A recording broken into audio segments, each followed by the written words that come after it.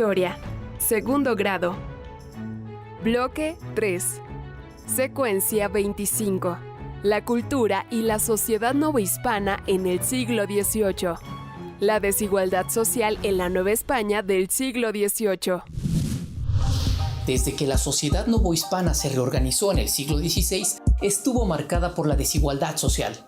Esto se acentuó con las reformas borbónicas y las crisis económicas, producto de las guerras que enfrentó España con otras potencias en el siglo XVIII.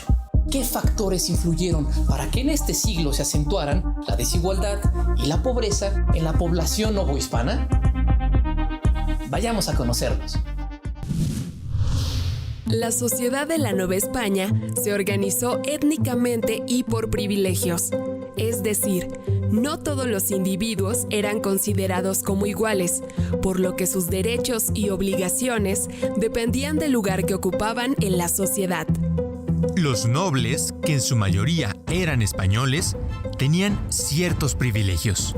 Por ejemplo, no pagaban impuestos, podían acceder a la universidad, poseían palacios y casas de campo, utilizaban artículos de lujo provenientes de Europa o Asia y compraban esclavos africanos.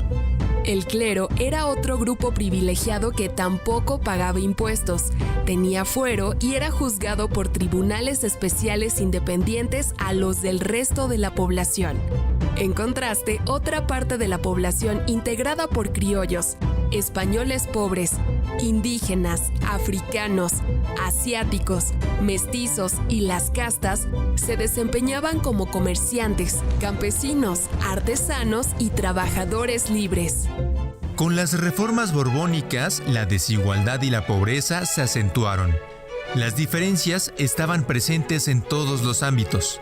Por ejemplo, los cargos administrativos más importantes se otorgaban a los españoles, mientras que a los criollos se les desplazaba de los suyos, obligándolos a desempeñarse en otras actividades, lo cual generó su inconformidad. Su malestar creció aún más cuando se redujo considerablemente el número de criollos miembros de la Real Audiencia. También había españoles que llegaron pobres y otros que habían perdido su riqueza. De todos los estamentos, el de los indígenas, la población mayoritaria, y el de las castas fueron los más perjudicados. Si bien hubo autoridades indígenas que poseían grandes extensiones de tierras, la mayoría pagaba tributo. Realizaba trabajo comunitario, también llamado tequio, y trabajaba en condiciones deplorables. Fue así como la pobreza se agudizó y la ciudad se llenó de indigentes, mendigos y léperos, provenientes de los alrededores de la ciudad, quienes no querían ser obligados a pagar tributo, realizar trabajo comunitario o desempeñar algún oficio.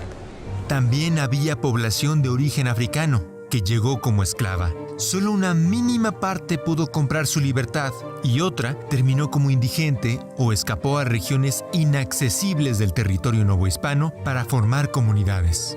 Lo mismo sucedió con la población de origen asiático que también vivía en la pobreza. Algunos fueron esclavos y otros se desempeñaron como pequeños comerciantes o artesanos. De esta forma, mientras una minoría como los españoles y los criollos se educaba, la mayoría de la población vivía en la pobreza, por lo que no tenía acceso a la educación ni a servicios de salud. Tampoco poseía tierras propias y era despojada de sus recursos para dárselos a los grandes terratenientes. Esta parte de la población la conformaban indígenas, africanos, asiáticos y castas.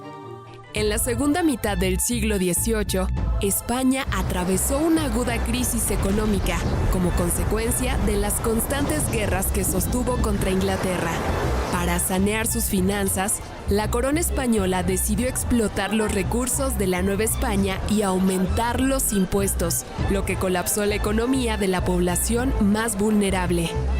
A esto se sumaron una crisis demográfica y agrícola, epidemias, inestabilidad en la actividad minera, cuyo éxito dependía de la capacidad de las vetas descubiertas y del proceso de extracción del metal, Y finalmente, el rechazo a la legitimidad de poder, motivado por la invasión de Francia a España.